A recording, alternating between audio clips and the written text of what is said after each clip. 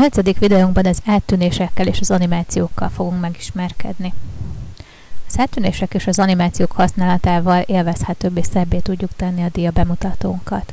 Nézzük, milyen lehetőségek vannak. Az áttűnéseket itt a menüszalagon az áttűnések menüpontra kattintva kaphatjuk meg. Az áttűnés azt jelenti, hogy az egyik dia hogyan követi a másikat. Nézzük a lehetőségeket. Itt fel vannak sorolva, hogy hogyan tudnak áttűnni. Hogyha ezt legördítem, akkor kicsivel többet is találunk, nem is kicsivel. Például egy pepita áttűnés, vagy akár egy redőny áttűnés, vagy akár egy óra, itt látható a képen, hogy mi hogy néz ki, fodrózódás. Ha beállítunk egy effektust, annak tudjuk módosítani a jellemzőit itt az effektus beállításainál. Tehát például ez a fodrózódás, ez lehet a bal alsó saroktól kiindulva, a felső sarokból. A redőnynél például be tudom állítani, hogy függőleges vagy vízszintes redőny legyen-e. Van például egy óra beállítás, neki be tudom állítani, hogy milyen irányban. Villózás, eloszlás. Látjátok, hogy nem minden effektusnak vannak beállítási lehetőségei, a legtöbbnek azért van. Egy felcsapódás, például be tudom állítani egy jobbról vagy balról. Hanghatásokat is tudok az effektusokhoz állítani.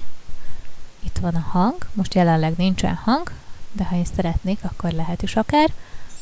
Például itt egy csengő, itt egy doppergés. Amit beállítunk áttűnés, csak arra az egy diára vonatkozik, kivéve, hogyha azt választjuk, hogy mindegyikre, mert akkor minden diára fog. Most állítsunk egyesével. Első diára mondjuk legyen egy ilyen alakzatunk, effektus beállításainál legyen egy rombusz. Legyen hangja is neki. Mondjuk legyen egy lézer, jó lesz neki.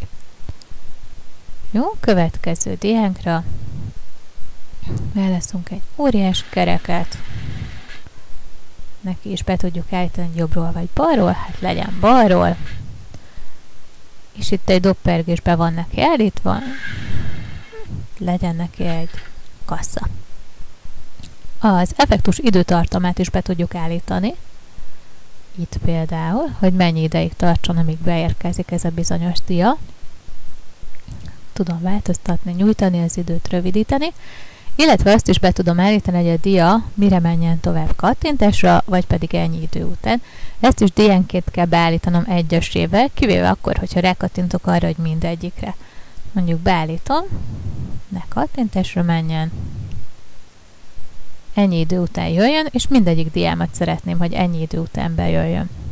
Jó, harmadik diámat még nem állítottam, rajta nem is állítok most más, csak egy hangot, neki legyen mondjuk egy tapsa a végére. Na nézzük, hogy mit csináltunk, vetítsük le.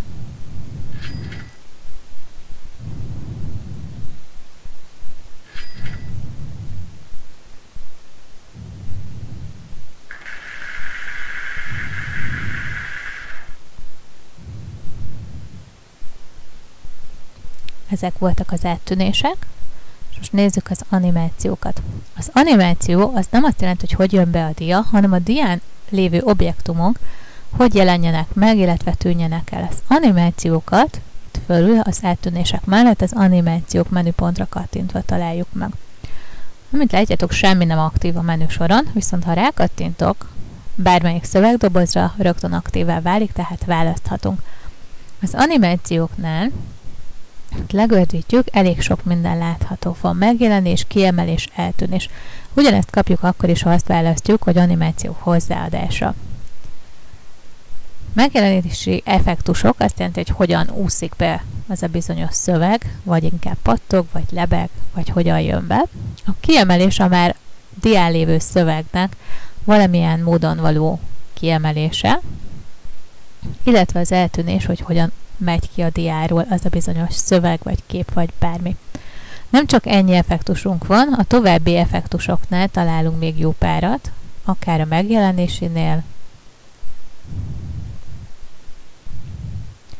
akár a kiemelésnél, illetve az eltűnésnél is. Sőt, választhatunk olyat is, hogy milyen mozgásvonalon mozogjon egy bizonyos szöveg vagy bármi más. Nézzük meg. Megjelenési effektus, adjunk hozzá egy megjelenést, legyen ő egy pattogó. Őt ki fogjuk emelni, választunk neki egy kiemelést, mondjuk legyen egy forgása. Hozzá beállítunk egy eltűnési effektust, mondjuk, hogy ússza ki az Olaf. Hát el fog olvadni, szegény, elhalványul. Nézzük, hogy ez most hogyan néz ki jelenleg. Megjelent, kiemeltük, és elúszott szegénykém. Be lehet állítani azt is, hogy milyen eseményre induljanak el. Tehát például az Olafra azt szeretném itt az eseményindítóra, hogy mondjuk rá szeretnék kattintani mondjuk a címsorra. Ha a címsorra kattintok, Olaf akkor fog eltűnni. Próbáljuk ki.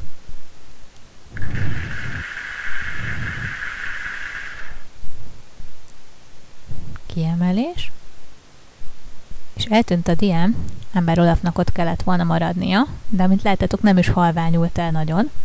De ha rákattintottam volna, még időben, akkor el kellett volna neki. Már el is halványult.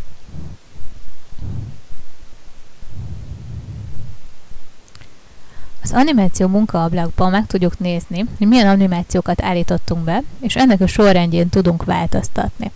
Ha például szeretném, hogy ez a 2-es számú jöjjön ki először, akkor itt a nyilakkal át tudom rendezni az én bizonyos sorrendemet. Bármelyiket.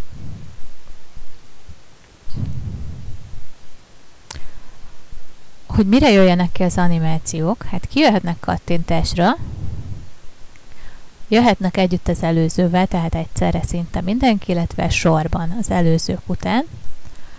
Az időtartamot, hogy mennyi ideig legyenek jelen, ezt itt tudjuk beállítani. Illetve, hogyha még késletetni szeretnénk, tehát nem rögtön szeretnénk megjeleníteni az animációt, hanem mondjuk egy kattintás után pár másodperccel, ezt is meg lehet tenni. Hát ennyi egy animáció és áttűnés beállítás. Nézzük, hogy néz ki most a vetítésünk.